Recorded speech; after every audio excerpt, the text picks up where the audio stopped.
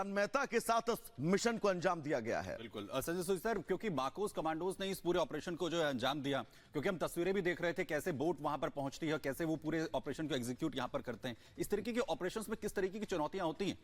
देखिए, ऐसा है कि जैसा कि अब बिल्कुल बहुत अच्छा आपने ट्रेनिंग के बारे में बताया और कमांडर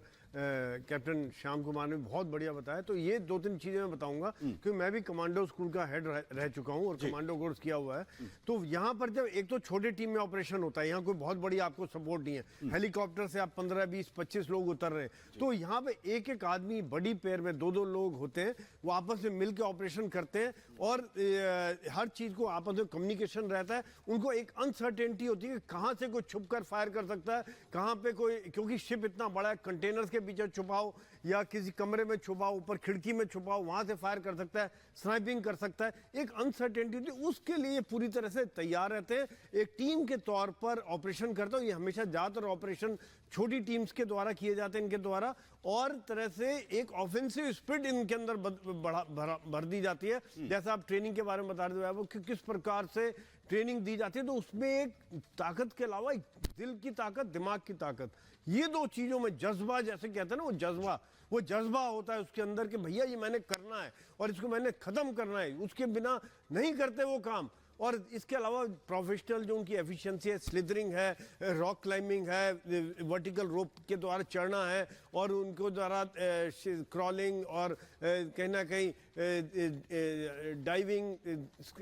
स्काई डाइविंग वगैरह वगैरह, हर तरह के जो काम वो सीखते हैं ताकि पिन पॉइंट वो अटैक कर सके, कोलेट्रल डैमेज कम से कम कर सके। स्नाइपर जो उनके पास वेपन सिस्टम है वो ऑटोमेटिक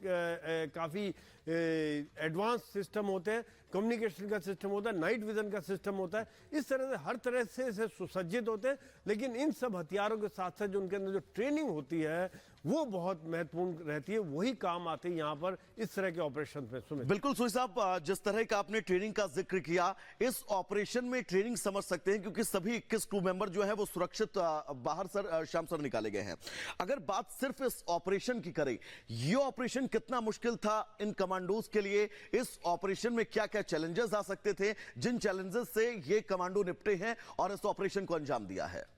मैं तो सबसे पहले कमांडिंग ऑफिसर आईएनएस चेन्नई को बधाई देना चाहूंगा, जिनके ओवरऑल कंट्रोल में एज टैक्टिकल कमांडर ये ऑपरेशन पूरा हुआ। देखिए, ये जब घटनाएं होती हैं और एक वॉरशिप, एक फ्रंट लाइन डिस्ट्रॉयर है आईएनएस चेन्नई, जो मेजगान डॉक का बना हुआ है। दर्शकों को यह भी जानना जरूरी है कि हम गर्व महसूस करते हैं जब हम ऐसे डिस्ट्रॉयर प्रोड्यूस कर रहे हैं देश में आज। तो ये डिस्ट्रॉयर हेलो कैपेबल शिप है, इसमें anti submarine warfare, surface to surface missile के साथ लैस 2 हेलीकॉप्टर सीकिंग 42 ब्रावो, जिसका मैं पायलट रहा हूं, अटैक हेलीकॉप्टर है जो सबमरीन सरफेस शिप्स मिसाइल्स के साथ, टॉर्पेडो के साथ उड़ सकता है। हालांकि इस ऑपरेशन में जहां तक मुझे लग रहा है हेलीकॉप्टर चेतक का इस्तेमाल किया गया है। आप वीडियोस देख रहे हैं, आवाजें सुन रहे हैं, जो आपने वीडियोस देखी हैं मीडिया में, उसमें आप देख रहे हैं कि वो हेलीकॉप्टर साथ साथ फ्लाई कर रहा है और मिलिट्री कमांडोज जो उस पे लैडर पे चढ़ रहे हैं, हेलीकॉप्टर की आवाज भी आप सुन सकते हैं। तो हेलीकॉप्टर को मॉडिफाई करके स्लिदरिंग गियर लगा के इसको किसी डेक के किसी सुरक्षित जगह पे उतारा गया है।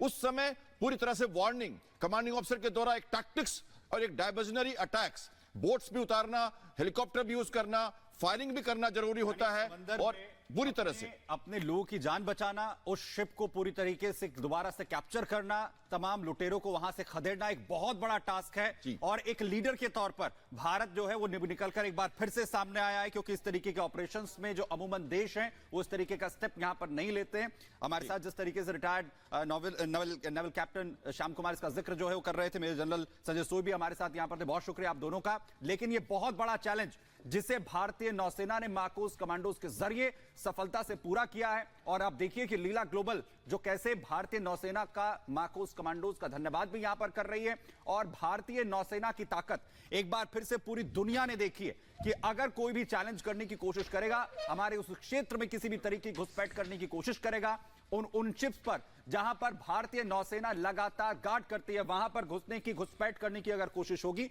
तो भारतीय सेना इसी तरीके से पलटवार यहां पर करेगी और सफलतापूर्वक इस पूरे ऑपरेशन को एग्जीक्यूट